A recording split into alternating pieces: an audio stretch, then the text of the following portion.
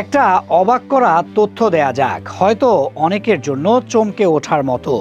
আপনি জানেন কি, ব্রাজিল এক সময় সাদা জার্সি পরে ফুটবল খেলতো। হলুদ জার্সি বর্তমানে পরলেও শুরুতে তাদের জার্সি ছিল সাদা। এরপর এমন এক লজ্জার হার দেখেছে, স্রেফ একটি শিরোপা তাদের ইতিহাস, ঐতিহ্য, এমনকি জার্সি পর্যন্ত বদলে দেয়। স্রেফ লজ্জার কারণে তাদের যত রাগ গিয়ে পড়ে জার্সির ওপর। এরপর অভিশপ্ত জার্সি উপাধি দিয়ে আর এই জার্সি কেউ গায়েও জড়ায়নি। সময়টা 1916 সাল। তখনই দক্ষিণ আমেরিকার ফুটবল সংস্থা কনমেবলের সদস্য হওয়ার যোগ্যতা পায় ব্রাজিল। সেই বছরই বসে প্রথম কোপা আমেরিকার আসর। নিজেদের আলাদা পরিচয় গড়তে ব্রাজিল তখন একটু ভিন্ন পথ বেছে নেয়। তারা পরতে শুরু করে সাদা জার্সি। শুধু জার্সি নয়, প্যান্ট আর মোজাও ছিল একেবারে সাদা। এই জার্সি গায়েই 1919 সালে তারা জেতে নিজেদের প্রথম কোপা আমেরিকার শিরোপা। ভিটামিন ই ও সি সিরাম, 8টি প্রাকৃতিক অয়েল সমৃদ্ধ লিলি সিরাম অয়েল, যা চুল পড়া কমায় মাত্র 30 দিনে।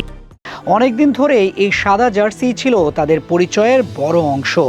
কিন্তু 1950 সালে এসে সেই পরিচয় বদলে যায় পুরোপুরি।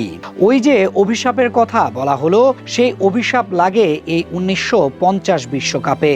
1950 সালে নিজেদের মাটিতেই বিশ্বকাপের আয়োজন করে ব্রাজিল। সবকিছু যেন সাজানো ছিল শিরোপা ঘরে তোলার লক্ষ্যে। সেমিফাইনাল বা সরাসরি ফাইনালের বদলে 4টি দলকে নিয়ে আয়োজন করা হয় একটি চূড়ান্ত পর্ব। এই পর্বে প্রত্যেক দল 3টি করে ম্যাচ খেলে, আর শেষে যারা পয়েন্টে সবচেয়ে বেশি থাকে তারাই হয়ে যায় বিশ্ব চ্যাম্পিয়ন। ফাইনাল পর্বে উঠে আসে ব্রাজিল, উরুগুয়ে, স্পেন ও সুইডেন। শুরুতে দুর্দান্ত খেলতে থাকে ব্রাজিল।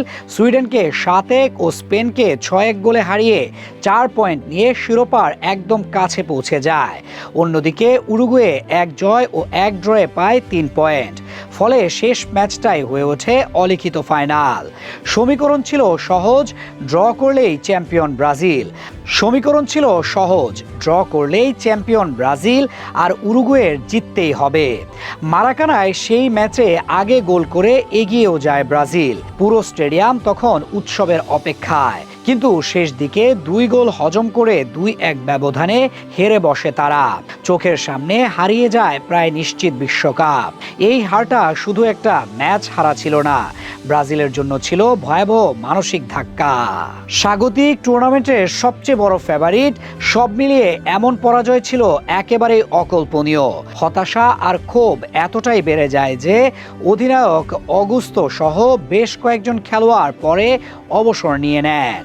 তবে বিস্ফোরকভাবে সেই ক্ষোভের বড় অংশ গিয়ে পড়ে জার্সির ওপর। অনেকেই বিশ্বাস করতে শুরু করেন সাদা জার্সিটাই যেন অশুভ, যা দেশের পরিচয়কেও ঠিকভাবে তুলে ধরে না। এরপরই বদলে যায় ইতিহাস। সাদা জার্সি বাদ দিয়ে ব্রাজিল বেছে নেয় তাদের জাতীয় পতাকার রঙের সঙ্গে মিল থাকা নতুন রং হলুদ। সেই থেকে শুরু হয় নতুন এক পরিচয়, যা আজ বিশ্বজুড়ে ব্রাজিল ফুটবলের প্রতীক হয়ে উঠেছে।